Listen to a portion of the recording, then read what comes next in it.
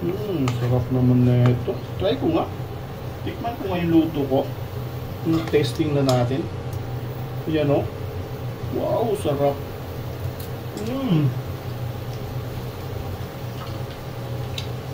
Hanep.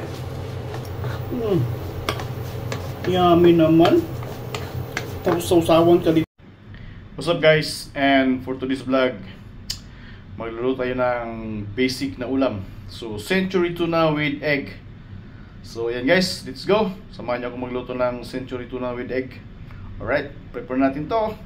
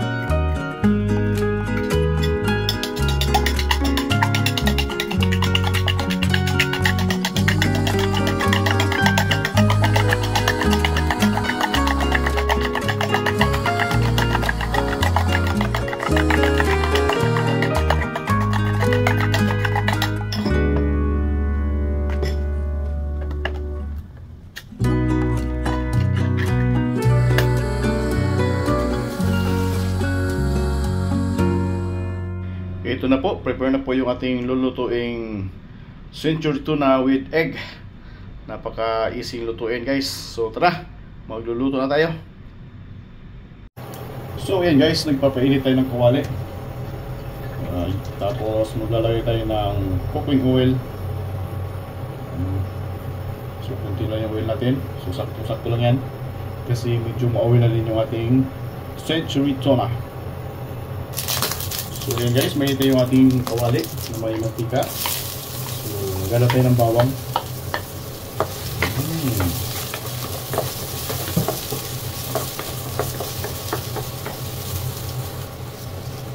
Yan. So hintayin natin maging golden brown yung bawang natin. Light golden brown lang, okay na yun sa akin. Basta lumabas na yung aroma ng bawang natin guys. Okay na yan, goods na yan. Then, halo tayo natin white onion. Right, ayan. So, white onion natin. Ayan. So, gisa-gisa lang. So, ayan. Medyo malambot na yung ating white onion at saka lumabas na yung aroma. Ihalo natin yung ating century tuna. Ayan. Ayan na siya. Bango. So, century tuna. Ayan. Ayan, medyo marami siyang tubig pa. So, kailangan natin mabawasan yung tubig. Alright. Bumalik natin. So habang hinihintay natin yung ating century tuna mabawasan ng tubig, mix mo natin yung ating, babatiin mo natin yung ating itlog. Then lagyan natin ng asin para mamaya diretso na.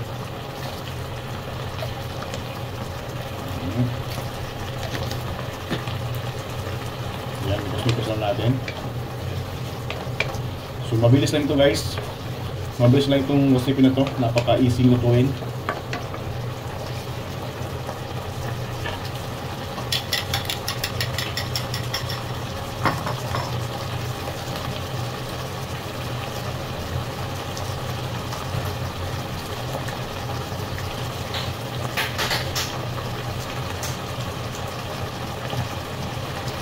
Ayan. Perfect ako ng isang egg. Ay gusto maraming egg.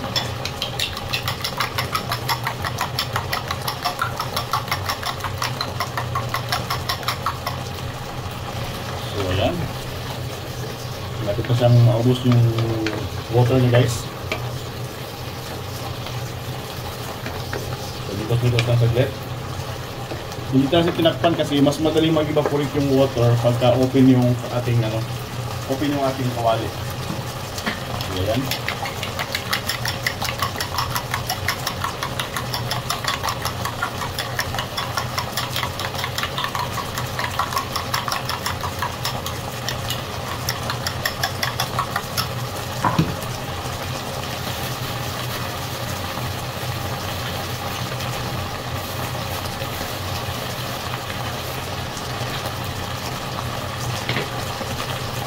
Mekos na lang. Uy, yun. Pwede na. Pag ganito guys, wala rin yung tubig masyado. Halo natin yung ating egg. Yun.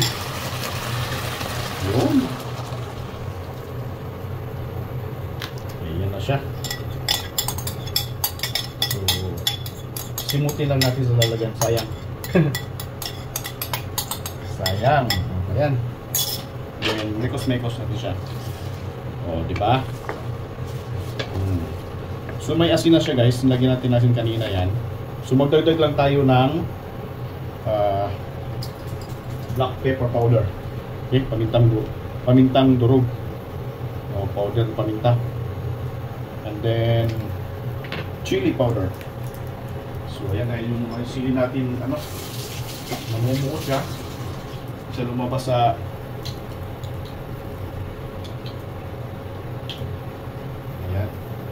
natin ng chili powder para may anghang. Okay, so ito sapat na to.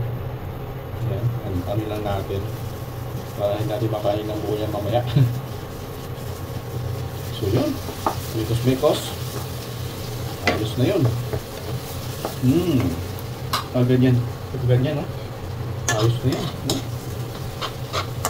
So saglit lang ito guys, mas madaling maluto. Kaya basic lang yung recipe nito.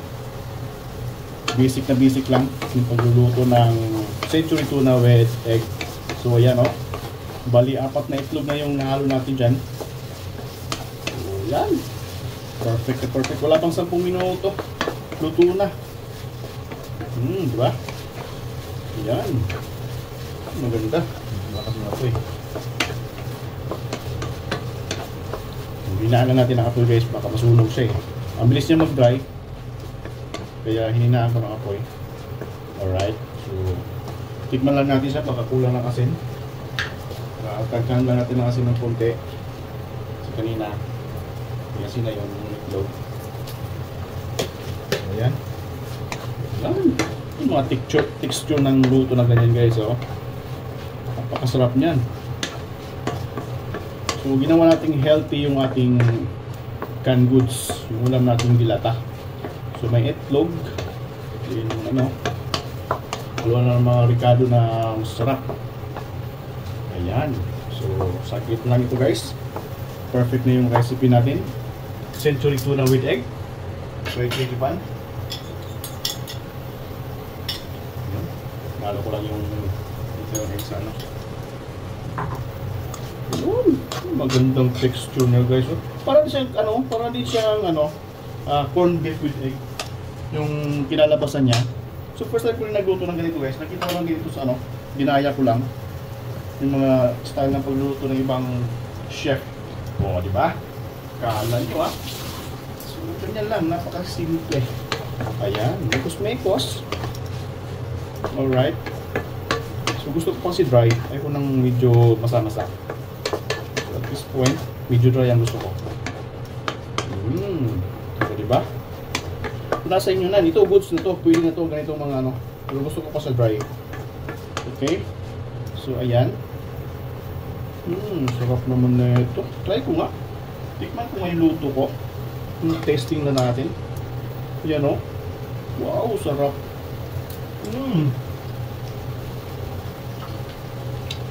Hanep. Yummy naman. Tapos sausawan ka dito ng kalamansi na may sili. Perfect yung recipe natin guys, oh. Yan, kunti na lang. Goods na to. So napakadali guys, wala pang 10 minuto. Luto na to. Gusto ko lang kasi dry. Kaya pinadry ko muna. Pero ito ganito, iba, goods na to. Hindi ko lang mamasa-masa. Ayan. Sarap naman. Try nyo guys, oh. 4 na egg yung lagay ko dito guys. 4 na mali. Ano, small lang siya. Na egg. Brown egg yung gamit ko, small. So, 4. Ayan, oh, dami na.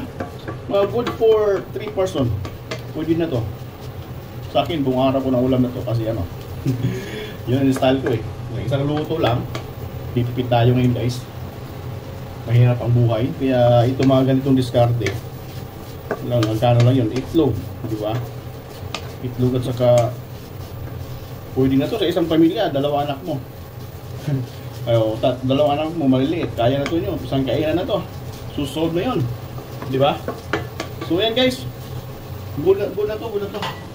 So ipasumin ko na lang yung ating recipe. So ayan. Ayan siya guys. Wow, sarap. Century tuna with egg, napakadaling lutuin. Try nyo rin sa bahay nyo. Pagka mas madali ang luto lang, 10 minutes lang luto na. So ayan guys. So perfect na. So thank you so much for watching. Ayan, kain na to guys. Wow, sarap. Century tuna with egg. Yummy. Thank you so much. Bye-bye. Till the Mix Vlog.